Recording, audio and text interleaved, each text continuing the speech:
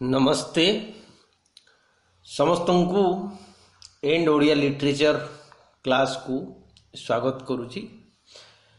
आमर आलोचना चली मध्ययुगीय ओडिया साहित्य संपर्क रे एवं सेही क्रम रे किछि काल्पनिक काव्य संपर्क रे आलोचना करुथिले। आज आलोचना करिबा बनमाली दासंकर चाट इच्छावती संपर्क रे।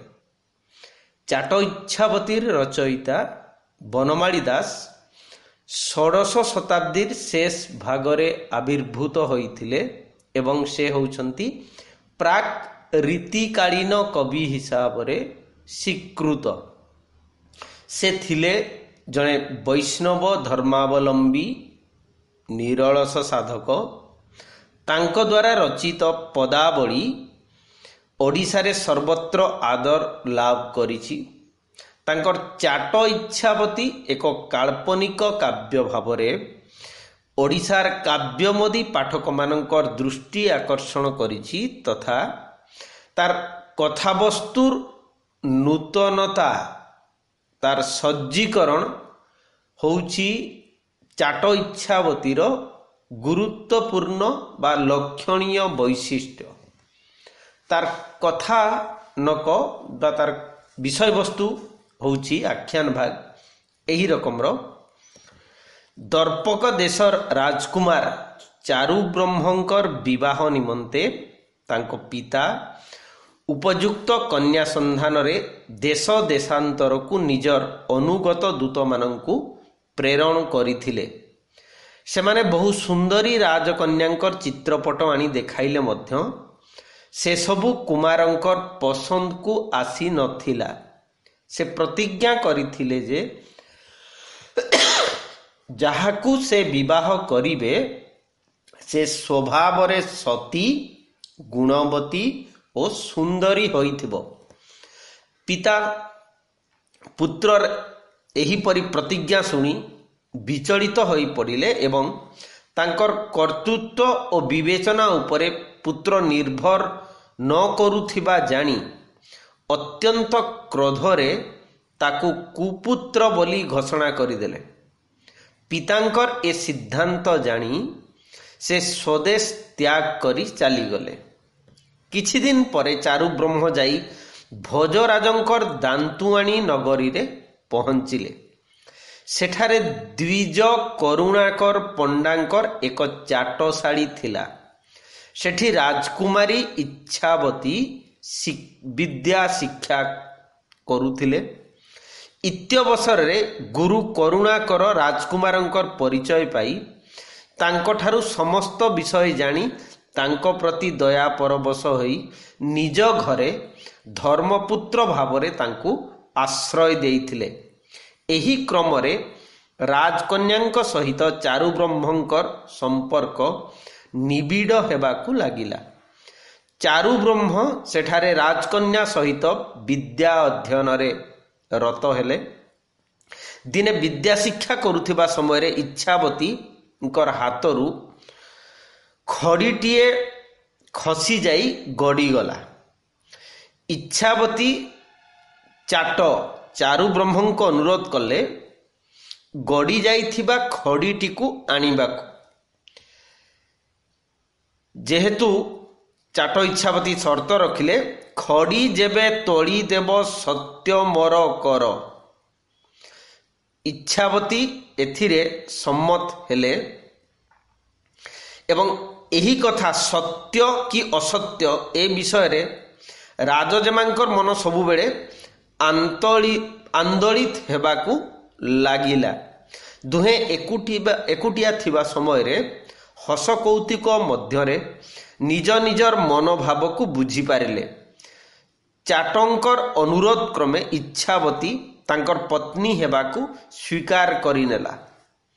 चाटशाड़ी रे गणेश चतुर्थी पूजा पाई पुष्प आनिबा पाई दुहिंकु गुरु देले आदेश। उपवन रे दुहिंकर हेला मिलन। चाट और इच्छावती माने चारु ब्रह्म जहाँ को चाट बोली कहुई और इच्छावती व्यवहार प्रेम बंधनर संकेत पाई गुरु किंतु प्रमाद गणिले ସେ ଚାଟକୁ ସତର୍କ କରାଇବା ସହିତ ଏଣିକି କୁମାରୀ ସହିତ ପ୍ରୀତି ନ କରିବାକୁ କହିଲେ। ସେବେଠାରୁ ଚାଟର ଚାଟଶାଳୀ ଯିବା ବନ୍ଦ ହେଇଗଲା। ଚାଟ ଆଉ ଚାଟଶାଳୀକୁ ନ ଆସିବାରୁ ଇଚ୍ଛାବତୀ ମନରେ ଆଉ ସରସତା ରହିଲା ନାହିଁ। ସର୍ବଦା ମଦନେ କମ୍ପଇ ତାର ଶରୀର, ମାନେ କାମଜ୍ୱାଳାରେ ସେ ଜର୍ଜରିତା ହେଇଛନ୍ତି। ପରିଶେଷରେ ରାଜକନ୍ୟା ବାଧ୍ୟ ହୋଇ ନିଜ ମନର କଥା ପ୍ରିୟ ସଖୀ ଅମୂଲ୍ୟବତୀଙ୍କୁ ଜଣାଇ କହିଲା ଯେ ତାହାର ବିଚ୍ଛେଦେ ହାରିବି ପ୍ରାଣ ଯେବେ ମୁଁ ବଞ୍ଚିବି ତାହାକୁ, ବାକ୍ୟଟା ହେଉଛି ତାହାର ବିଚ୍ଛେଦେ ହାରିବି ପ୍ରାଣ ଯେବେ ମୁଁ ବଞ୍ଚିବି ତାହାକୁ ଆଣ। ସଖୀ ଗୋପନରେ ଚାଟକୁ ଭେଟି ଇଚ୍ଛାବତୀର ମନୋଭାବ ତାକୁ ଜଣାଇ ଇଚ୍ଛାବତୀର ବରଣମାଳା ତାଙ୍କ ଗଳାରେ ଲମ୍ବାଇ ଦେଲେ। କୁମାର ସଖୀଙ୍କର ଏତାଦୃଶ କାର୍ଯ୍ୟରେ ଆନନ୍ଦିତ ହୋଇ ତାର ପରାମର୍ଶ ଅନୁସାରେ ସନ୍ଧ୍ୟାବେଳେ ଗୋପନରେ ଇଚ୍ଛାବତୀର ପୁରକୁ ଯାଇଛି। ଦୁହେଁ ସୁଖେ ପଲଙ୍କେ ପହୁଡ଼ିଲେ, ଦମ୍ପତି ସୁଖ କରି ସମାପନ ଇତ୍ୟାଦି। ପ୍ରଭାତରେ ଅନ୍ତଃପୁରରେ ଚାଟ ଲୁଚି ରହିଲା। ଏଣେ ଚାଟ ଘରକୁ ନ ଫେରିବାରୁ ଧର୍ମପିତା ଗୁରୁ ବ୍ୟସ୍ତ ହୋଇ ପଡ଼ିଲେ। ପରେ ସେ ଗୁଣିବିଦ୍ୟା ବଳରେ ଚାଟ ରହିଥିବା ଠିକଣା ବିଷୟ ଜାଣିପାରିଲେ। ଏଣେ ଗୁରୁଙ୍କ ମନରେ ବଡ଼ ଦୁଶ୍ଚିନ୍ତା। ସେ ତାଙ୍କର ବିଶ୍ୱାସୀ ବନ୍ଧୁଙ୍କୁ ଏ କଥା ଗୋପନରେ କହିଲେ। କ୍ରମେ କ୍ରମେ ଏ କଥା ଚାରିଆଡ଼େ ପ୍ରଚାର ହୋଇଗଲା। ରାଜାଙ୍କ କାନକୁ ଗଲା ଏ କଥା। ରାଜା ଆଦେଶ ଦେଲେ ଚୋର ସହିତ କନ୍ୟାକୁ ଧରି ଆଣିବାକୁ। ଦୂତ ଦୋସାଧୁ ନଗରର ଗଳିକନ୍ଦି ସବୁଆଡ଼େ ବୁଲି ଖୋଜି ତାକୁ ଆଣିବାର ପ୍ରଯତ୍ନ କଲେ। ଶେଷରେ ଅନ୍ତଃପୁର ମୁଦୁସୁଲି ମଦନାଠାରୁ ସନ୍ଧାନ ପାଇ ଦୋସାଧୁ ସ୍ତ୍ରୀ ବେଶରେ ଅନ୍ତଃପୁରରେ ପଶି ଚୋରକୁ ଧରିଲା। ଏହା ଦେଖି ଇଚ୍ଛାବତୀ ଭୟରେ ମୂର୍ଚ୍ଛା ହୋଇଗଲା। ଗୁପ୍ତ ଚୋରକୁ ଆଣି କଟୁଆଳ ରାଜାଙ୍କ ନିକଟକୁ ନେଲେ। ଚୋରର ରାଜକୁମାର ରୂପ ଶୋଭାକୁ ଦେଖି ରାଜା ମୋହିତ ହେଲେ। ପରେ ରାଜଜେମାଙ୍କ ସହିତ ଏହି ଗୁପ୍ତଚରର ସମ୍ପର୍କ ଅଛି ଜାଣି ଏହାର ସତ୍ୟତା ଅନୁସନ୍ଧାନ କଲେ ଓ ଜାଣିଲେ ଯେ ବାସ୍ତବରେ ଏ ଚୋର ନୁହେଁ, ଇଏ ହେଉଛନ୍ତି ସ୍ୱୟଂ ରାଜକୁମାର ଚାରୁବ୍ରହ୍ମ। ଏହାପରେ ଉଭୟଙ୍କର ବିବାହ କାର୍ଯ୍ୟ ହେଲା ସମାପନ। ନବଦମ୍ପତି ଗୁରୁଙ୍କୁ ପ୍ରଣାମ ଜଣାଇ ସ୍ୱଦେଶ ପ୍ରତ୍ୟାବର୍ତ୍ତନ କଲେ।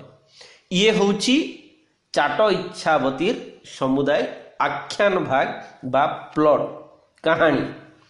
ତେବେ ଏଠି ଦେଖିଲା ଭଳିଆ ଯେଉଁ କଥା ଅଛି, ମୁଖ୍ୟତଃ ତାର କାବ୍ୟ ବିଚାର ପ୍ରସଙ୍ଗରେ ଯଦି ଆମେ କହିବା, ପ୍ରଥମରେ ଏହି କାବ୍ୟରେ ସମାଜରେ ପ୍ରଚଳିତ ସାଧାରଣ ପ୍ରଣୟ କାହାଣୀ ବିଷୟ ବର୍ଣ୍ଣିତ। ଇଚ୍ଛାବତୀ ସହିତ କାବ୍ୟନାୟକ ଚାରୁବ୍ରହ୍ମର ପରିଚୟ ହୋଇଛି ସାଧାରଣ ଚାଟଶାଳୀ ସ୍ତରରୁ। ତଥାପି ସେହି ପରିଚୟର ପ୍ରସାର କ୍ରମଶଃ ଗଭୀରରୁ ଗଭୀରତର ହୋଇ ଦୁହିଁଙ୍କୁ ବିବାହ ବନ୍ଧନରେ ବାନ୍ଧିବାକୁ ସମର୍ଥ ହୋଇଛି। ଅଧିକନ୍ତୁ ସଂସ୍କୃତ କାବ୍ୟାଦର୍ଶର ପରମ୍ପରାରେ ବିଲ୍ହଣୀୟ କାବ୍ୟଚାତୁରୀର ପ୍ରଭାବ ଏହାକୁ ଅଧିକ ଜୀବନ୍ତ ଓ ସରସ କରିଛି ବୋଲି ଆଲୋଚକମାନେ କହନ୍ତି।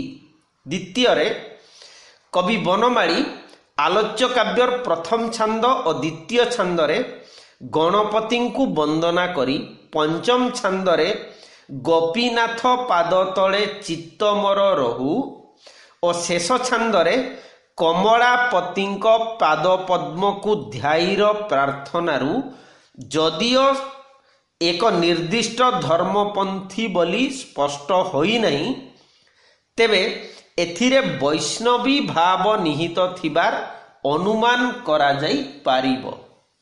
ତୃତୀୟରେ ଯେହେତୁ କାବ୍ୟର କଳେବରରେ କ୍ଷୁଦ୍ର ଛୋଟ ଛୋଟ 6ଟି ଛାନ୍ଦ ସମୁଦାୟ, ତେଣୁ ବିଷୟବସ୍ତୁର ପ୍ରବାହ, ବିକାଶ ଓ ବର୍ଣ୍ଣନାର ପୁଷ୍କଳ ପ୍ରଭୃତିରେ ବାହୁଲ୍ୟ ପ୍ରଦର୍ଶନ ହେଇନାହିଁ। ଏହି କାରଣରୁ ଭାବ ଗାମ୍ଭୀର୍ଯ୍ୟତାର ଅଭାବ ପରିଲକ୍ଷିତ ହେଇପାରେ। ବାସ୍ତବରେ କଥା ପ୍ରବାହ ହିଁ କାବ୍ୟର ବହୁ ଅଂଶ ଅଧିକାର କରିଛି। কথୋପକଥନ ମାନେ ଯେଉଁଟା ଡାଇଲଗ, ବର୍ଣ୍ଣନା ପ୍ରଭୃତିରେ ଶ୍ଳେଷ, ଛନ୍ଦ ଓ ବକ୍ରୋକ୍ତିର ଅଭାବ ଯୋଗୁଁ କାବ୍ୟ ନାୟିକାର କାବ୍ୟିକ ସୌନ୍ଦର୍ଯ୍ୟ ଉତ୍ତମ ରୂପେ ବିକଶିତ ହୋଇପାରିନାହିଁ। ତେବେ ସରଳ ଭାଷା, ଅଭିବ୍ୟକ୍ତି ଓ ସୁଭାଷିତାବଳୀ ଯୋଗୁଁ କାବ୍ୟଟି ଜନସମାଜରେ ବିଶେଷ ଆଦର ଲାଭ କରିଛି। ଚତୁର୍ଥରେ କବି ବନମାଳୀ ଆଲୋଚ୍ୟ କାବ୍ୟରେ ପାତ୍ରପାତ୍ରୀଙ୍କର ଚରିତ୍ର ଚିତ୍ରଣ ସ୍ୱ ସ୍ୱ ଶ୍ରେଣୀରେ ଉପଯୁକ୍ତ କରିଛନ୍ତି। ରାଜା ରାଣୀ, ରାଜକୁମାର ରାଜକୁମାରୀ, ଦାସୀ ମୁଦୁସୁଲି ଓ ଗୁରୁ ପ୍ରଭୃତିଙ୍କର ଚରିତ୍ର କ୍ଷୁଦ୍ର ହେଲେ ମଧ୍ୟ ବେଶ ସ୍ପଷ୍ଟ ଓ ପ୍ରଭାବଶାଳୀ। ବିଶେଷ କରି ରୂପ, ବେଶ, ପ୍ରୀତି, ବିରହ, ମିଳନ ପ୍ରଭୃତି ବର୍ଣ୍ଣନାରେ ଉଚ୍ଚାଙ୍ଗ କଳ୍ପନା ବିଳାସ ଛଟା ପ୍ରାୟତଃ ନାହିଁ କହିଲେ ଚଳେ। କିନ୍ତୁ ଦେଖିବାର କଥା ହେଉଛି ଯେ କାର୍ଯ୍ୟକଳାପ ଓ ଭାବର ବିବରଣାତ୍ମକ ବର୍ଣ୍ଣନା କାବ୍ୟଟିକୁ କିନ୍ତୁ ସୁଷମା ମଣ୍ଡିତ କରିଛି। ପଞ୍ଚମରେ ଏହି କାବ୍ୟରେ ଚାଟ ଇଚ୍ଛାବତୀ କାବ୍ୟରେ ସମାଜର କେତେକ ବିଧି ବିଧାନ, ବିଧି ନିଷେଧ ଖୁବ୍ ସୁନ୍ଦର ଓ ସରଳ ଭାବରେ ବର୍ଣ୍ଣିତ ହୋଇଛି। ଜେମା ଓ ରାଜକୁମାରଙ୍କର ମନୋଭାବର ବିଶ୍ଳେଷଣ ସୁନ୍ଦର ତଥା ଯଥୋଚିତ ହୋଇଛି। ଉପବନ ବିହାର ସ୍ଥଳରେ ନାୟିକାର ରୂପ ବର୍ଣ୍ଣନା ଅତୀବ ଚମତ୍କାର। କାହାଣୀ ସଂଯୋଜନାରେ ଏଥିରେ ଯେଉଁ ନୂତନତ୍ୱ ଦିଆହେଇଛି, ଯଥା ଏକରେ ବିବାହରେ ସ୍ୱଇଚ୍ଛାନୁରୂପ କନ୍ୟା ନିର୍ବାଚନ ନେଇ କୁମାରଙ୍କ ସହ ରାଜାଙ୍କର ମତଭେଦ ହେବାରୁ ପୁତ୍ରକୁ ନିର୍ବାସନ ଦଣ୍ଡରେ ଦଣ୍ଡିତ କରିବା। ଦ୍ୱିତୀୟରେ ରାଜକୁମାର ଭିକ୍ଷୁକ ବେଶରେ ଗୁରୁଙ୍କଠାରେ ଆଶ୍ରୟ ନେବା। ତୃତୀୟରେ ବିବାହ ପୂର୍ବରୁ ମାଳା ବଦଳରେ ଜେମା ଓ ରାଜକୁମାରୀଙ୍କର ବା ଜେମା ଓ କୁମାରଙ୍କୁ ମିଳନ ଆଦି ସାମାଜିକ ରୀତିରେ ସମ୍ପନ୍ନ ନିଶ୍ଚିତ ଭାବରେ ନୂତନତାର ସଂଯୋଗ ବୋଲି ଆଲୋଚକମାନେ ମତ ଦିଅନ୍ତି। ତେଣୁ କାଳ୍ପନିକ କାବ୍ୟ ହିସାବରେ ମଧ୍ୟଯୁଗୀୟ ଓଡ଼ିଆ ସାହିତ୍ୟରେ ବନମାଳୀଙ୍କର ଚାଟ ଇଚ୍ଛାବତୀ ନିଃସନ୍ଦେହ ଭାବରେ ଏକ ଗୁରୁତ୍ୱପୂର୍ଣ୍ଣ ଆସନ ଅଳଙ୍କୃତ କରିଛି। ଏହି କାଳ୍ପନିକ କାବ୍ୟ କ୍ରମରେ ଆମେ ଆଲୋଚନା କରିପାରିବା ପ୍ରତାପ ରାୟଙ୍କର ଶଶିସେଣା କାବ୍ୟ। ଶଶିସେଣା ପରି ଏକ କାଳଜୟୀ କାବ୍ୟକୃତିର ରଚୟିତା ବାସ୍ତବିକ ପ୍ରତାପ ରାୟ ତାଙ୍କର ଜୀବନ ଚରିତ ସମ୍ପର୍କରେ କୌଣସି ଉପାଦାନ ବା ନିର୍ଭରଯୋଗ୍ୟ ଉପାଦାନ ଅଦ୍ୟାବଧି ମିଳେ ନାହିଁ। ସେ ନିଜକୁ ଶଶିସେଣା କାବ୍ୟର ବହୁ ସ୍ଥାନରେ ଶିଶୁ ପ୍ରତାପ ରାୟ ନାମରେ ନିଜର ପରିଚୟ ଦେଇଛନ୍ତି। ଏଥିରୁ ସେ ପଞ୍ଚସଖା ପନ୍ଥୀ ଉତ୍କଳୀୟ ବୈଷ୍ଣବ ଥିବାର ପ୍ରମାଣ ମିଳେ। କାରଣ ସେ ଜଗନ୍ନାଥଙ୍କୁ ବୌଦ୍ଧ ରୂପୀ ଭାବରେ ସେ ଗ୍ରହଣ କରିଛନ୍ତି। ଏପରିକି ସେ କାବ୍ୟଟି ପ୍ରତ୍ୟେକ ଛାନ୍ଦରେ ଲୀଳାମୟ ପୁରୁଷ ପ୍ରଭୁ ଜଗନ୍ନାଥଙ୍କର ବନ୍ଦନା ଓ ଦର୍ଶନାଦିର ବର୍ଣ୍ଣନା କରି ନିଜ ଭକ୍ତି ପ୍ରାଣତାର ପରିଚୟ ଦେଇଛନ୍ତି। ଭାଷା ରୀତି ଦୃଷ୍ଟିରୁ ଜଗନ୍ନାଥଙ୍କ ଠାରେ ବୁଦ୍ଧତ୍ୱ ଆରୋପ ଦୃଷ୍ଟିରୁ ତାଙ୍କୁ ଷୋଡ଼ଶ ଶତାବ୍ଦୀର କବି ଭାବରେ ଗ୍ରହଣ କରିଛନ୍ତି ଆଲୋଚକ ସୁରେନ୍ଦ୍ର ମହାନ୍ତି ତାଙ୍କର ଓଡ଼ିଆ ସାହିତ୍ୟର ମଧ୍ୟପର୍ବ ପୁସ୍ତକରେ। ତେବେ ଏହି କାଳ୍ପନିକ କାବ୍ୟ ଶଶିସେଣାର କାହାଣୀ କଥାନକ ବା ଆଖ୍ୟାନ ଭାଗ ହେଉଛି ଏହିପରି। ଅମରାବତୀ ରାଜ୍ୟର ରାଜା ବିକ୍ରମ କେଶରୀଙ୍କର କନ୍ୟା ଶଶିସେଣା ଓ ମନ୍ତ୍ରୀ କୁଶଳ ରମଣଙ୍କର ପୁତ୍ର ଅହିମାଣିକଙ୍କ ମଧ୍ୟରେ ଅନୁରାଗ, ପ୍ରଣୟ ବିଚ୍ଛେଦ ଓ ମିଳନ ଏହି କାବ୍ୟର ମୁଖ୍ୟ ବିଷୟବସ୍ତୁ। ଅମରାବତୀ ରାଜ୍ୟ ରାଜା ବିକ୍ରମ କେଶରୀଙ୍କର ମନ୍ତ୍ରୀ ଥିଲେ କୁଶଳ ରମଣ। ତାଙ୍କ ପତ୍ନୀଙ୍କ ନାମ ଲୀଳାବତୀ। ଦେବୀ ବିନ୍ଧେଶ୍ୱରୀ ତାଙ୍କୁ ବର ଦେଇଥିଲେ ଯେ ସେ ଶୂନ୍ୟରୁ ଏକ ପୁତ୍ର ସନ୍ତାନ ଲାଭ କରିବେ। ତତ୍ପରେ ଦେବୀ ନିଜ ପୁତ୍ରକୁ ଅମରାବତୀ ଭୁବନକୁ ପଠାଇଦେଲେ ମନ୍ତ୍ରୀଙ୍କର କୁମର ରୂପେ ରହିବା ପାଇଁ। ଦିନେ ସେ ମାଲୁଣୀର ଫୁଲତଡ଼ା ଭିତରେ ଛୋଟ ସାପଟିଏ ହୋଇ ଆସିଲେ। ସାପକୁ ଦେଖି ଲୀଳାବତୀ ଭୟ କରିବାରୁ ସେହି ଫୁଲହାରଟି ଗୋଟିଏ ମାଣିକ୍ୟ ହାରରେ ପରିଣତ ହୋଇଗଲା। ରାଣୀ ସେହି ହାରଟିକୁ ପଲଙ୍କ ଉପରେ ଯତ୍ନର ସହିତ ରଖିଦେଲେ। ପରେ ସେ ଆସି ଦେଖିଲେ ମାଣିକ୍ୟ ହାରଟି ଏକ ଦିବ୍ୟ ସୁନ୍ଦର କୁମାର ରୂପ ଧାରଣ କରି ନିଘୋଡ଼ ନିଦରେ ଶୋଇଯାଇଛି। ମନ୍ତ୍ରୀ ଏ ଦୃଶ୍ୟ ଦେଖି ହେଲେ ଚମତ୍କୃତ। ଏହାପରେ ସେମାନେ କୁମରଟିର ନାମ ରଖିଲେ ଅହିମାଣିକ୍ୟ। ଅହିମାଣିକ୍ୟ ଦିନକୁ ଦିନ ବଡ଼ ହେବାକୁ ଲାଗିଲା। ପିତାମାତା ତାକୁ ନେଇ ଅନନ୍ତ ସିଦ୍ଧ ନାମକ ଜନୈକ ଋଷିଙ୍କ ଆଶ୍ରମରେ ବିଦ୍ୟା ଅଧ୍ୟୟନ ପାଇଁ ଛାଡ଼ି ଦେଇ ଆସିଲେ। ଅହିମାଣିକ୍ୟ ସେଠାରେ ରହି ବିଦ୍ୟା ଅଧ୍ୟୟନରେ ମନୋନିବେଶ କଲା। ଅପରପକ୍ଷରେ ରାଜା ବିକ୍ରମ କେଶରୀଙ୍କର କନ୍ୟା ଶଶିସେନା, ସେ ଅତ୍ୟନ୍ତ ସୁନ୍ଦରୀ ଓ ଗୁଣବତୀ। ସେ ମଧ୍ୟ ସେହି ଆଶ୍ରମରେ ପାଠ ପଢ଼ୁଥାଏ। ଦିନେ କୁମାରୀର ଗୋଡ଼ ଯେଉଁ ଖଡ଼ି ଖସିଯିବାରୁ ସେ ତାକୁ ଅନୁରୋଧ ରକ୍ଷା କରି ଅହିମାଣିକ୍ୟ ସେ ଖଡ଼ି ଆଣି ତାକୁ ଦେଇଛି। ସେ ତାକୁ ସତ୍ୟ କରାଇଲା ବିବାହ ହେବା ପାଇଁ। ମାନେ ଶଶିସେନା ତାକୁ ବିବାହ ହେବା ପାଇଁ ସତ୍ୟ କରାଇଲା। ଏହା ଶୁଣି କହିଲା ଗୁରୁଙ୍କୁ ଜଣାଇ ତାଙ୍କ ଆଜ୍ଞାରେ ବିବାହ କରିବା ପାଇଁ। ତତ୍ପରେ ସେମାନେ ଗୁରୁଙ୍କ ପାଖରେ ପହଞ୍ଚିଲେ। ଗୁରୁ ସେମାନଙ୍କ ମନର କଥା ଜାଣିପାରି ସେମାନଙ୍କୁ ନିଜେ ପୁରୋହିତ ହୋଇ ବିବାହ କରାଇଦେଲେ। ଏହାପରେ ସେମାନେ ଗୋପନରେ ରାଜ୍ୟ ବାହାରକୁ ଚାଲିଯିବାକୁ ସ୍ଥିର କଲେ।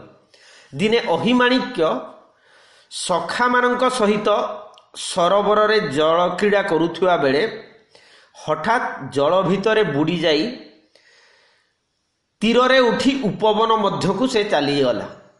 ସଖାମାନେ ତାକୁ ବହୁତ ଖୋଜାଖୋଜି କରି ପାଇଲେ ନାହିଁ। ସମସ୍ତେ ଭାବିଲେ ଅହିମାଣିକ୍ୟ ଜଳରେ ବୁଡ଼ି ପ୍ରାଣତ୍ୟାଗ କରିଛି।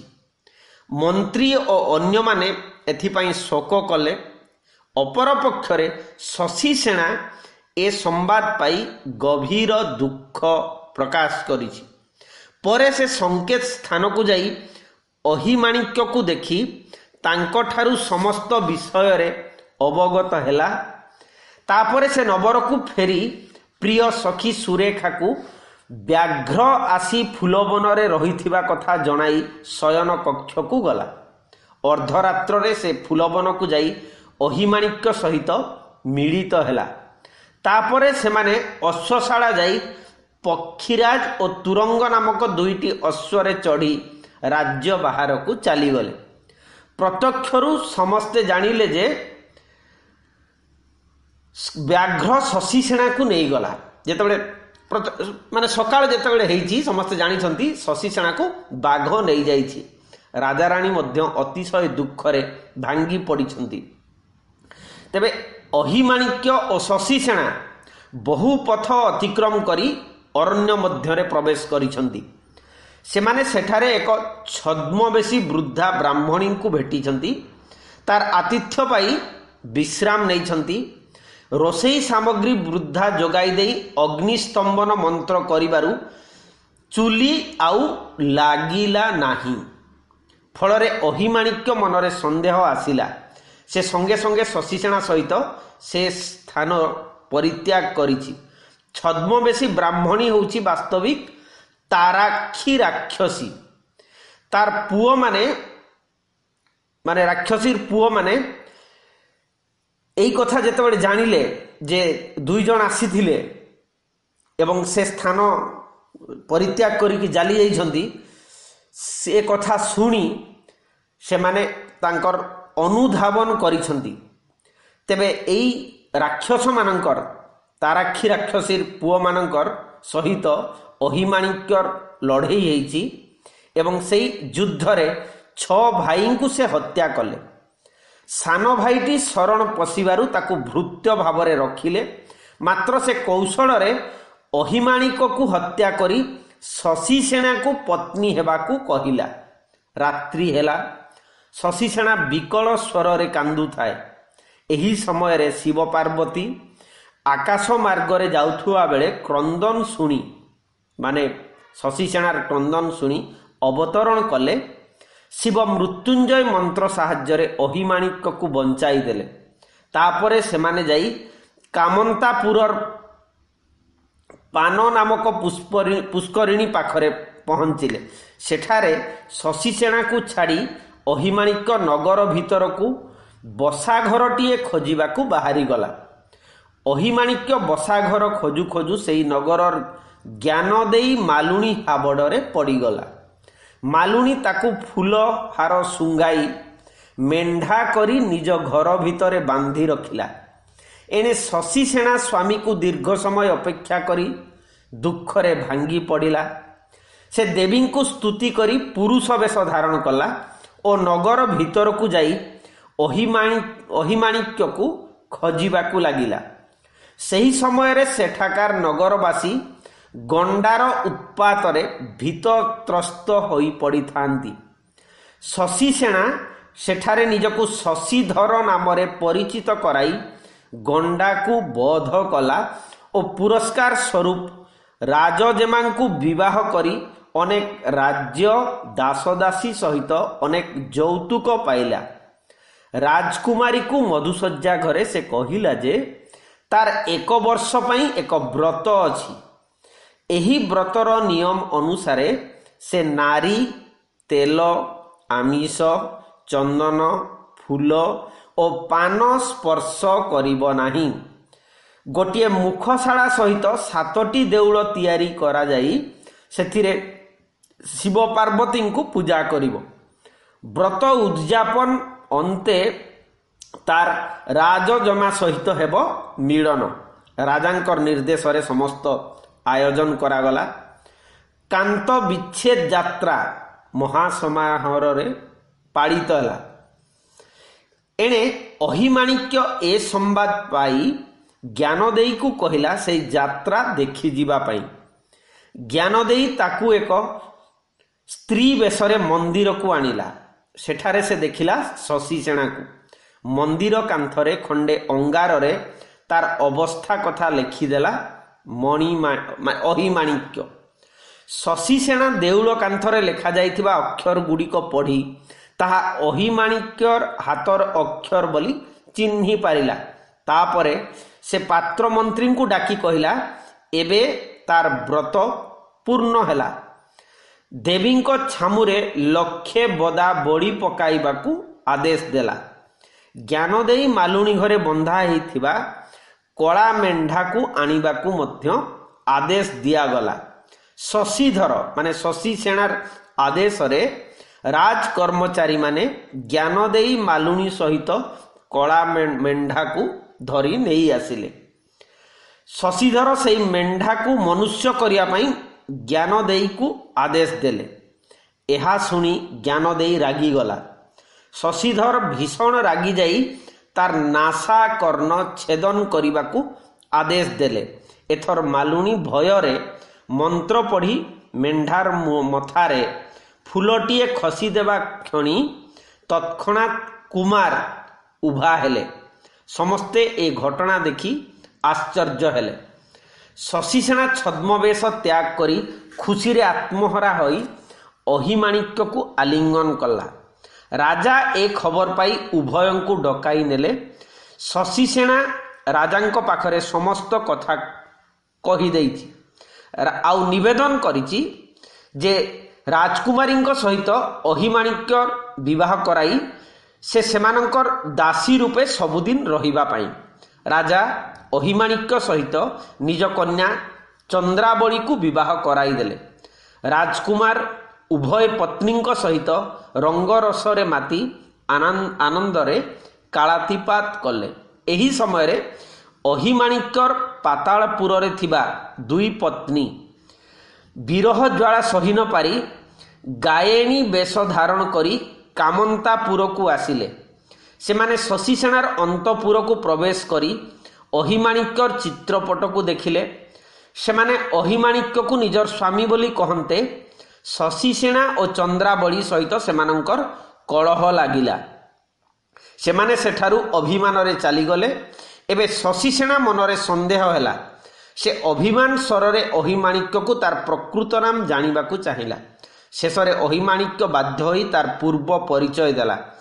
ଏବେ ସେ ଆଉ ତା ପାଖରେ ନ ରହି ତାର ନିଜ ଗୃହକୁ ଚାଲିଯିବ। ଏହା କହି ସେ ସର୍ପରୂପ ଧାରଣ କରି ପୁନଶ୍ଚ ପାତାଳପୁରକୁ ଚାଲିଗଲା। ଏଣେ ଶଶିସେନା ସ୍ୱାମୀକୁ ନ ପାଇ ବିକଳ ହୋଇ କ୍ରନ୍ଦନ କଲା। ସେ ଶ୍ରୀକୃଷ୍ଣଙ୍କୁ ସ୍ମରଣ କରିବାରୁ ଶ୍ରୀକୃଷ୍ଣ ସରସ୍ୱତୀଙ୍କୁ ଡାକି ସଦାନନ୍ଦ ଯୋଗୀଙ୍କ ହୃଦୟରେ ବସି ଶଶିସେନାର ସାହାଯ୍ୟ କରିବାକୁ କହିଲେ। ଯୋଗୀ ଧ୍ୟାନ ବଳରେ ସମସ୍ତ ବିଷୟ ଅବଗତ ହେଲେ। ସେ ଶଶିସେନାକୁ ଏକ ମନ୍ତ୍ର ଦେଲେ। 1 ବର୍ଷ ଧରି ସେହି ମନ୍ତ୍ରଟିକୁ ଜପ କଲେ ତା ପାଖରେ 7 ଜଣ ମାୟାକନ୍ୟା ଉପସ୍ଥିତ ହେବେ। ପାତାଳପୁରକୁ ସେମାନଙ୍କ ସହିତ ସେ ଯିବ। ତାର ନାମ ହେବ ଚିତ୍ରମାଳୀ। ସେଠାରେ ସେ ଗାୟଣୀ ହେଇ ନୃତ୍ୟ ଗୀତ ପ୍ରଦର୍ଶନ କରିବ। ମାୟାକନ୍ୟାମାନେ ତାର ସେବିକା ହୋଇ ସେବା କରୁଥିବେ। ଦେବୀ ପ୍ରସନ୍ନ ହୋଇ ତାକୁ ବର ଦେବେ। ସେ ତାର ସ୍ୱାମୀଙ୍କୁ ଫେରି ପାଇବ। ଏହାପରେ ଶଶିସେନା 1 ବର୍ଷ ମନ୍ତ୍ର ଜପ କରିଛି ଏବଂ ଜପି ମାନେ ଯେଉଁ ମାୟାକନ୍ୟାମାନଙ୍କ ସହିତ ମାୟାକନ୍ୟା ଲାଭ କରିଛି ତାଙ୍କ ସହିତ ପାତାଳପୁରକୁ ଯାଇଛି ଓ ସେଠାରେ ନୃତ୍ୟାଙ୍ଗନା ଗାୟଣୀ ବେଶରେ ନୃତ୍ୟ ଗୀତ ପ୍ରଦର୍ଶନ କରି ଦେବୀଙ୍କୁ ପ୍ରସନ୍ନ କରିଛି। ଦେବୀ ତାକୁ ବର ଦେବାକୁ ଆଗ୍ରହ ପ୍ରକାଶ କରନ୍ତେ ସେ ତାଙ୍କର ପୁତ୍ରକୁ ବିବାହ ହେବାକୁ କହିଛି। ଦେବୀ ସେଥିରେ ରାଜି ହୋଇଯିବାରୁ ପୁତ୍ରବଧୂ ଦ୍ୱୟ କଳହ କରିଛନ୍ତି। ମାତ୍ର ଦେବୀଙ୍କ ନିର୍ଦ୍ଦେଶରେ ମାୟାକନ୍ୟା ଓ ଶଶିସେନା ସହିତ ଅହିମାଣିକ୍ୟ ମର୍ତ୍ତ୍ୟକୁ ଆସିଛି। ମାୟାକନ୍ୟାମାନେ ଫେରି ଯାଇଛନ୍ତି। ଅହିମାଣିକ୍ୟ ଓ ଶଶିସେନା ଆସିଛନ୍ତି କାମାନ୍ତାପୁରକୁ। ସେତେବେଳେ ଚନ୍ଦ୍ରାବଳୀ ଗଭୀର ଦୁଃଖରେ ସମୟ ଅତିବାହିତ କରୁଥାନ୍ତି ଏବଂ ଏହି ସମୟରେ ଅହିମାଣିକ୍ୟ ଓ ଶଶିସେନା ସେଠାରେ ପହଞ୍ଚିଛନ୍ତି। ଶଶିସେନା ଚନ୍ଦ୍ରାବଳୀକୁ ସମସ୍ତ କଥା କହିଛନ୍ତି। ରାଜା ରାଣୀ ଓ ପୁରଜନ ସମସ୍ତେ ଆନନ୍ଦିତ ହୋଇଛନ୍ତି। କିଛିଦିନ ପରେ ଅହିମାଣିକ୍ୟ 2 ପତ୍ନୀଙ୍କ ସହିତ ରାଜାଙ୍କ ଠାରୁ ବିଦାୟ ନେଇ ନିଜ ରାଜ୍ୟକୁ ଫେରି ଆସିଛନ୍ତି। ରାଜା ଓ ମନ୍ତ୍ରୀ ପୁତ୍ର ଓ କନ୍ୟାକୁ ପାଇ ଆନନ୍ଦିତ ହୋଇଛନ୍ତି। ଅହିମାଣିକ୍ୟ 2 ପତ୍ନୀଙ୍କ ସହିତ ଗୋଟିଏ ପ୍ରେମମୟ ଦାମ୍ପତ୍ୟ ଜୀବନ ଅତିବାହିତ କରିଛି। ଏଇଠାରେ ହିଁ କାହାଣୀର ପରିସମାପ୍ତି ଘଟିଛି। ତେଣୁ ଆଖ୍ୟାନ ଭାଗ ଯଦି ଆମେ ଆଲୋଚନା କରିବା ପୂର୍ବ ଭାରତୀୟ ଏକ ଲୋକ କାହାଣୀ ଆଧାରରେ ଏହି କାବ୍ୟଟି ରଚିତ। ଓଡ଼ିଆରେ କେବଳ ଶଶିସେନା ବ୍ୟତୀତ ଲୋକକଥା ସମ୍ବଳିତ ଏହି ଶ୍ରେଣୀୟ ଅନ୍ୟ ଓଡ଼ିଆ କାବ୍ୟ ପରିଲକ୍ଷିତ ହୁଏ ନାହିଁ। ଗ୍ରନ୍ଥଟିରେ 14ଟି ଛାନ୍ଦ ରହିଛି। କାବ୍ୟର ଆରମ୍ଭରେ କବି ଜଗନ୍ନାଥଙ୍କୁ ବନ୍ଦନା ଗାନ କରି ବିଷୟବସ୍ତୁ ପରିବେଷଣ କରିଛନ୍ତି। ଲୌକିକ ପ୍ରଣୟ ଗାଥାରୁ ଏହାର କଥାବସ୍ତୁ ଗ୍ରହଣ କରାଯାଇଥିବାରୁ ଏଥିରେ ଅଲୌକିକ ତନ୍ତ୍ରବିଦ୍ୟାର ଆଶ୍ରୟ ନିଆଯାଇଛି।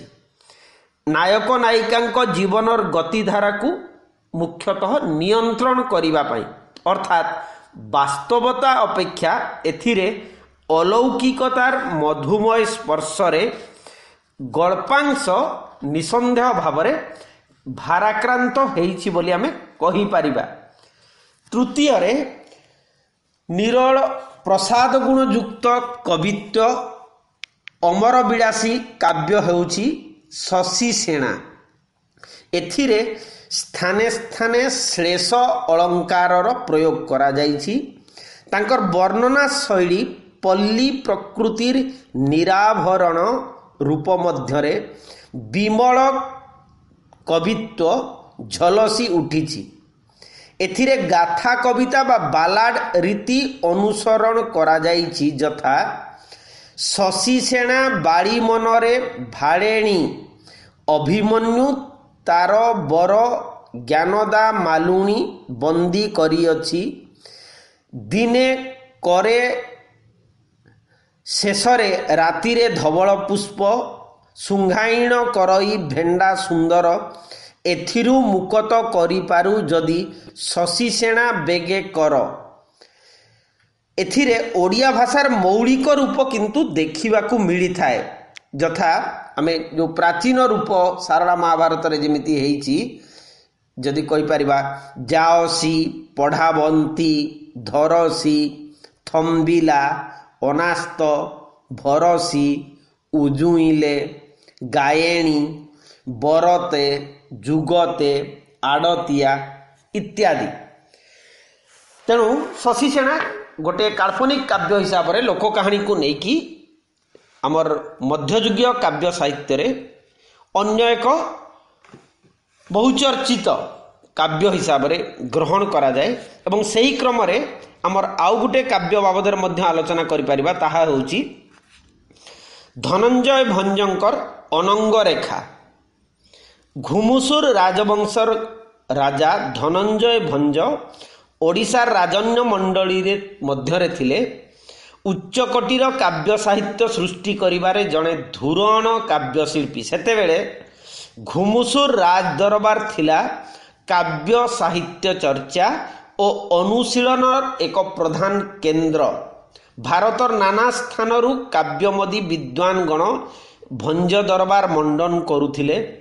ଏହି ସୂତ୍ରରେ ପଣ୍ଡିତମାନଙ୍କର ରସାଳ ସଂସ୍କୃତ କାବ୍ୟ ସାହିତ୍ୟ, ଅଳଙ୍କାର ତଥା କାମଶାସ୍ତ୍ର ଗୁଡ଼ିକର ବ୍ୟାପକ ଚର୍ଚ୍ଚା ତାଙ୍କ ଉପରେ ପ୍ରତ୍ୟକ୍ଷ ଭାବରେ ପ୍ରଭାବ ପକାଇଥିଲା। ବ୍ୟକ୍ତିଗତ ଜୀବନରେ ସେ ଥିଲେ ଜଣେ ବିଳାସୀ ରାଜା। ତାଙ୍କର ଦେହଭୋଗୀ ଲାଳସା ଥିଲା ପ୍ରବଳ। ସେଥିପାଇଁ ସେ ବହୁ ନାରୀଙ୍କୁ ବିବାହ କରିଥିଲେ। ଏହା ତାଙ୍କୁ ଶୃଙ୍ଗାରୀ ଚେତନାଧର୍ମୀ କାବ୍ୟ ସୃଷ୍ଟି କରିବା ଦିଗରେ ଯଥେଷ୍ଟ ପ୍ରେରଣା ଯୋଗାଇଥିଲା। ବାସ୍ତବରେ ରାଜକବି ଧନଞ୍ଜୟ ଭଞ୍ଜଙ୍କର ସାହିତ୍ୟ ସାଧନା ଓ କାବ୍ୟଶୈଳୀ ଏକ ନୂତନ ପରମ୍ପରା ସୃଷ୍ଟି କରିଥିଲା। ଏହି ଶୈଳୀ ପରମ୍ପରା ଊନବିଂଶ ଶତାବ୍ଦୀର ମଧ୍ୟଭାଗ ପର୍ଯ୍ୟନ୍ତ ଅବ୍ୟାହତ ରହିଥିଲେ ମଧ୍ୟ ବୋଧହୁଏ ସେହି ଭଞ୍ଜବଂଶର ଥିଲେ ବୀରବର ଉପେନ୍ଦ୍ର ଭଞ୍ଜ ହିଁ ସର୍ବଶ୍ରେଷ୍ଠ ପ୍ରସୂତି ବୋଲି ବୃନ୍ଦାବନ ଆଚାର୍ଯ୍ୟ ତାଙ୍କର ଓଡ଼ିଆ ସାହିତ୍ୟର ସଂକ୍ଷିପ୍ତ ପରିଚୟ ଗ୍ରନ୍ଥରେ ମତ ଦେଇଛନ୍ତି। ଧନଞ୍ଜୟ ଭଞ୍ଜଙ୍କର କାଳ୍ପନିକ କାବ୍ୟଗୁଡ଼ିକ ମଧ୍ୟରେ ରହିଛି ଇଚ୍ଛାବତୀ, ଅନଙ୍ଗ ରେଖା, ତ୍ରିପୁର ମୋହିନୀ, ମଦନ ମଞ୍ଜରୀ। ତେବେ ତନ୍ମଧ୍ୟରୁ ଅନଙ୍ଗ ରେଖା ହେଉଛି ତାଙ୍କର ସାର୍ଥକ କାବ୍ୟ। ଏବଂ ଅନଙ୍ଗ ରେଖାର କାହାଣୀ ଯଦି ଆମେ ଆଲୋଚନା କରିବା, ଆଖ୍ୟାନ ଭାଗ, ତାହା ହେଉଛି ଏହି ରକମର। ଦିନେ ସ୍ୱର୍ଗପୁରରେ ଇନ୍ଦ୍ରଙ୍କ ସଭାରେ ଅପ୍ସରା ମଦାଳସା ଅପୂର୍ବ ନୃତ୍ୟ ଛନ୍ଦରେ ଦେବପୁରୁଷଙ୍କୁ ମୋହିତ କରୁଥିଲା। ଇନ୍ଦ୍ରଙ୍କର ପୁତ୍ର ପୁଷ୍ପଦନ୍ତ ଗନ୍ଧର୍ବ ବାଦ୍ୟ ବାଦନ କରୁଥିଲା। ଅପୂର୍ବ ଲାବଣ୍ୟମୟୀ ମଦାଳସାକୁ ଦେଖି ସେ ପ୍ରେମରେ ଆତ୍ମହରା ହେବାରୁ ତାଙ୍କର ତାଳଭଙ୍ଗ ହେଲା। ନୃତ୍ୟଶୀଳା ମଦାଳସା ପାଦ ଆଉ ଚଳିଲା ନାହିଁ। ତାର ଏଭଳି ଅସହାୟ ଅବସ୍ଥାକୁ ଦେଖି ଇନ୍ଦ୍ର କୋପିତ ହୋଇ ତାକୁ 25 ବର୍ଷ ମଧ୍ୟରେ ରହି ନୃପସୂତ ସଙ୍ଗ ଲାଭ କରି ପୁଣି ସ୍ୱର୍ଗକୁ ଫେରି ଆସିବାର ଅଭିଶାପ ଓ ଶାପ ମୋଚନର ଉପାୟ ନିର୍ଦ୍ଦେଶ କରିଥିଲେ। କର୍ଣ୍ଣାଟ ଦେଶର ରାଜା ବିକ୍ରମ ବାହୁଙ୍କର ରାଣୀ ରତ୍ନାବତୀଙ୍କ ଗର୍ଭରେ ଅଭିଶପ୍ତା ମଦାଳସା ମର୍ତ୍ତ୍ୟକନ୍ୟା ଅନଙ୍ଗ ରେଖା ନାମରେ ଜନ୍ମଗ୍ରହଣ କରିଥିଲା। ଅନଙ୍ଗ ରେଖାର ଜନ୍ମ ପରେ ଜଣେ ତପସ୍ୱୀ କନ୍ୟାର ବିବାହ ଲାଗି ସ୍ୱୟଂବର ସଭାର ଆୟୋଜନ କରିବାକୁ ରାଜାଙ୍କୁ ପରାମର୍ଶ ଦେଇଥିଲେ।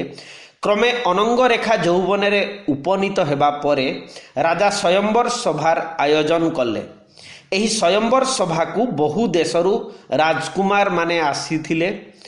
ଇନ୍ଦ୍ରାଦି ଦେବତାମାନେ ସ୍ୱୟଂବର ସଭା ଦେଖିବା ପାଇଁ ଅଧା ସ୍ୱର୍ଗରେ ରହିଗଲେ। ଏମାନଙ୍କ ସଙ୍ଗେ ଇନ୍ଦ୍ରଙ୍କର ପୁତ୍ର ପୁଷ୍ପଦନ୍ତ ମଧ୍ୟ ଆସିଥିଲେ।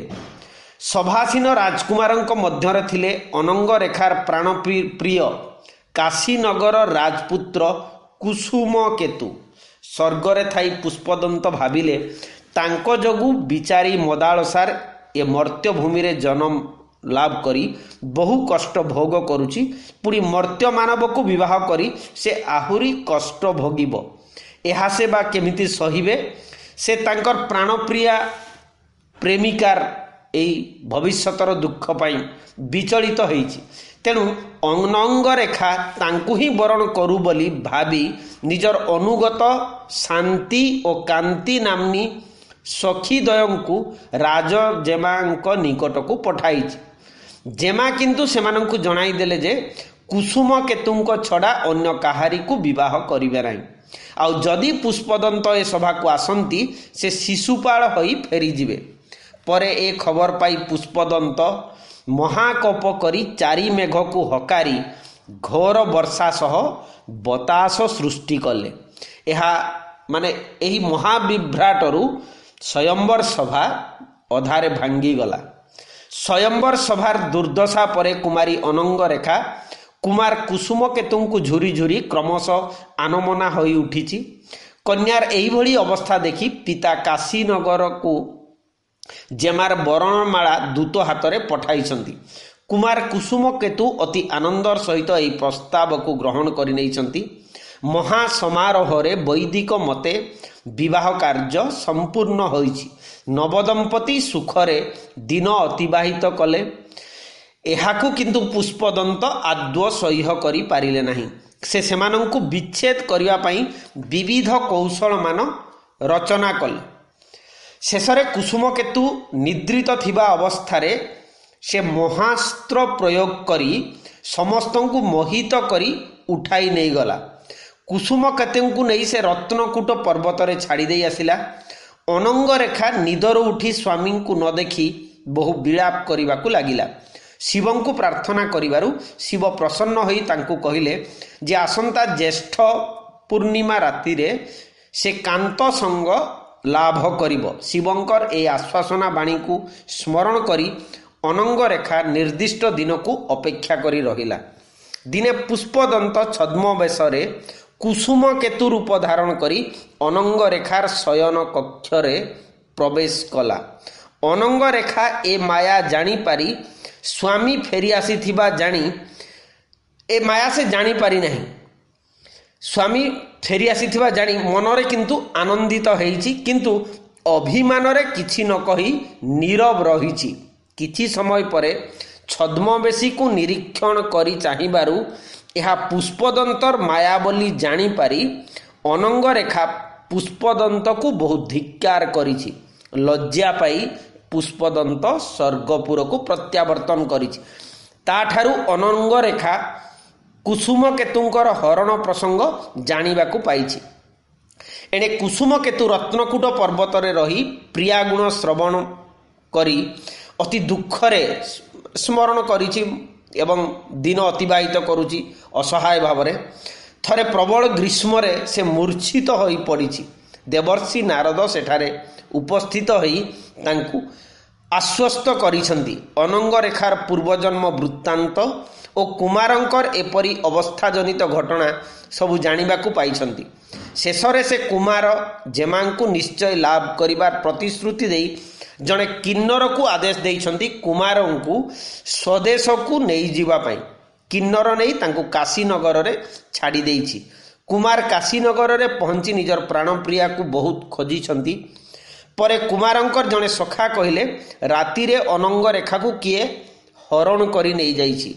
ଏହା ଶୁଣି କୁସୁମକେତୁ ଦୁଃଖିତ ହୋଇଛନ୍ତି ଏବଂ ନାରଦଙ୍କର ଆଶ୍ୱାସନା ବାଣୀ ସ୍ମରଣ କରି ପୁଷ୍ପଦନ୍ତ ଏହା କରିଥିବା ଜାଣିବାକୁ ପାଇଛନ୍ତି। ସ୍ୱର୍ଗକୁ ଯାଇ ପ୍ରିୟାର ସନ୍ଧାନ ନେବା ଉଦ୍ଦେଶ୍ୟରେ କୁମାର ନାରଦଙ୍କର ଶରଣାପନ୍ନ ହେବା ପାଇଁ ରତ୍ନକୂଟ ଗିରିକୁ ପ୍ରତ୍ୟାବର୍ତ୍ତନ କରିଛନ୍ତି। ସେଠାରେ ନାରଦ ତାଙ୍କୁ ପ୍ରସନ୍ନ ହୋଇ ସୁର କୁସୁମ ପାରିଜାତ ତାଙ୍କ ହାତରେ ଦେଇ ଏହା ବଳରେ ସେ ଇନ୍ଦ୍ରଙ୍କୁ ଦେଖିପାରିବ ବୋଲି କହିଛନ୍ତି। ବସନ୍ତ ଋତୁ ଆଗମନ ହେବାରୁ ଇନ୍ଦ୍ର ଅପ୍ସରାମାନଙ୍କ ସହିତ ପ୍ରମୋଦ ବିପିନରେ ପ୍ରବେଶ କରିଛନ୍ତି। ଅପ୍ସରାମାନଙ୍କ ମଧ୍ୟରେ ମଦାଳସା ରୂପୀ ଅନଙ୍ଗରେଖା ମଧ୍ୟ ଥିଲା। ଇନ୍ଦ୍ରଙ୍କ ରଙ୍ଗଶାଳାରେ ଅପ୍ସରାମାନେ ନୃତ୍ୟ ଗୀତ ଆରମ୍ଭ କରିଦେଲେ।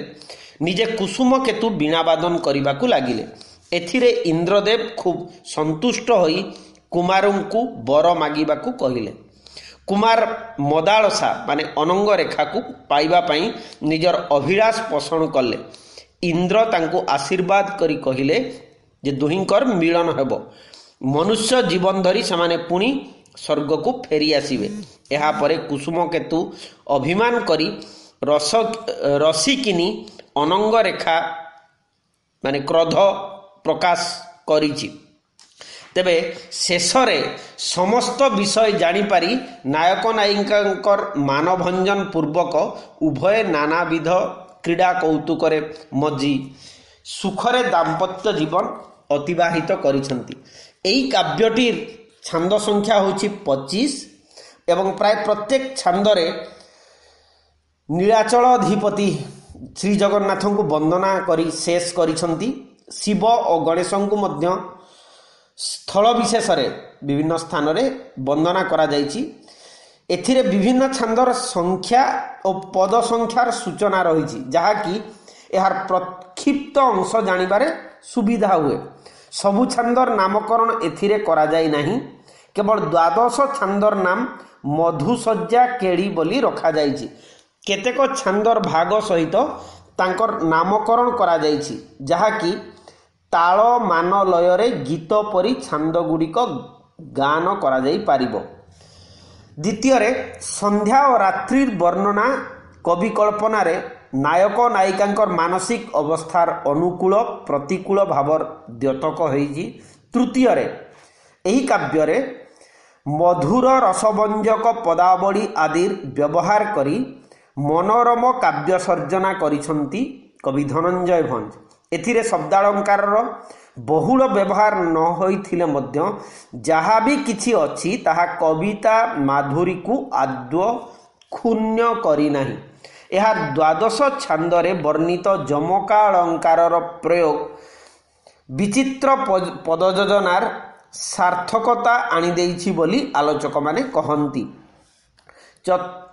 ପଞ୍ଚମରେ ଯଦି ଆମେ ଦେଖିବା ଯେ ଏଥିରେ କଥାବସ୍ତୁରେ ଅଧିକାଂଶ ଭାଗ ଶୃଙ୍ଗାର ରସ ବା ଆଦି ରସ ଦ୍ୱାରା ଧୋଇ ହୋଇ ରହିଛି। ନାୟକ ନାୟିକାଙ୍କର ପ୍ରେମ ବିରହ ଓ ଦାମ୍ପତ୍ୟ ସୁଖ ଏସବୁରେ ଦୈହିକ ସୁଖଭୋଗ ଲାଳସାର ଚିତ୍ର ଅଧିକାଂଶ ସ୍ଥଳରେ ଅତ୍ୟନ୍ତ ନଗ୍ନତା ଆଡ଼କୁ ନିର୍ଦ୍ଦେଶ କରିଛି। ରସିକ ଜନ ଦରବାର ବିଶେଷ ଭାବରେ ସେଇମାନଙ୍କର ବିନୋଦନ ପାଇଁ ମନୋରଞ୍ଜନ ପାଇଁ କାବ୍ୟଟି ମାନେ ବିଶେଷ ପ୍ରଯତ୍ନ କରାହେଇଛି ବୋଲି ଆମେ କହିପାରିବା। ପଞ୍ଚମରେ ଋତୁ ବର୍ଣ୍ଣନା, ନାୟକ ନାୟିକାମାନଙ୍କର ବିଭିନ୍ନ ଅବସ୍ଥାର ବର୍ଣ୍ଣନା, ବିଧିବିଧାନ, ନଗର, ବିବାହ ଉତ୍ସବ ଏ ପ୍ରଭୃତିର ବର୍ଣ୍ଣନାରେ ତାଙ୍କର କବିତ୍ୱର ଯଥେଷ୍ଟ ପରିଚୟ ମିଳିଥାଏ।